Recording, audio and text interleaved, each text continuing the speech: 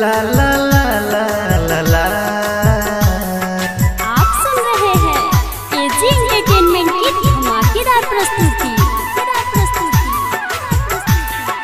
Music by Nishad Raj.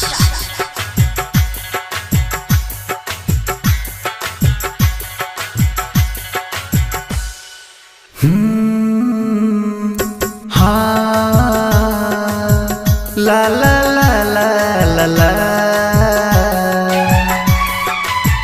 Mix by AG recording studio. प्यार जानी कदी हाय भाई दिलवा टूट जाल हो। प्यार जानी कदी हाय भाई दिलवा टूट जाल हो।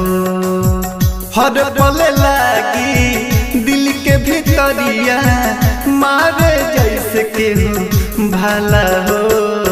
प्यार जानी कदी हाय भाई दिलवा टूट जाल हो।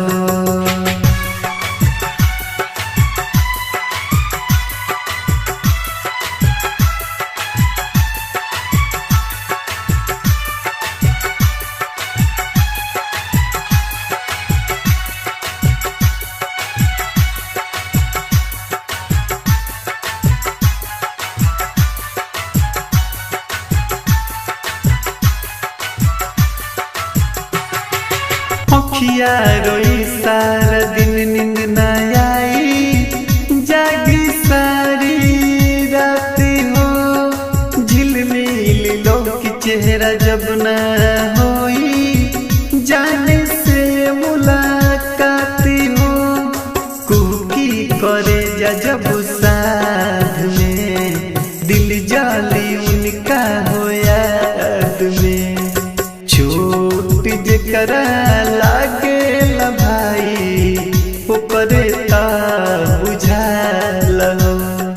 प्यार जानी कदी हाय भाई दिलवा टूट जाल हो।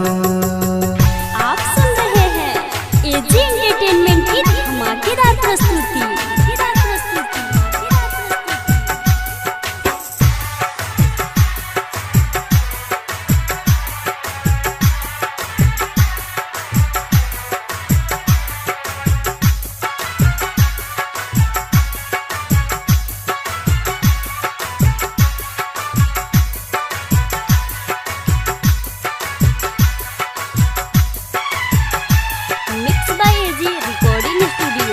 प्यार तोहर खत्म हो जाई शादी के तोरा फेरा में। राइटर अजय परिहन कोनो लड़की के घेरा में ले जाई अरविंद सावरिया हो जाइब पागल पावरिया।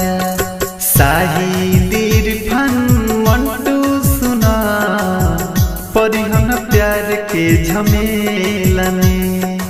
प्यार जानी कदी हाय भाई दिलवा टूट जाल। एजी रिकॉर्डिंग स्टूडियो रोशनपुर सपहा।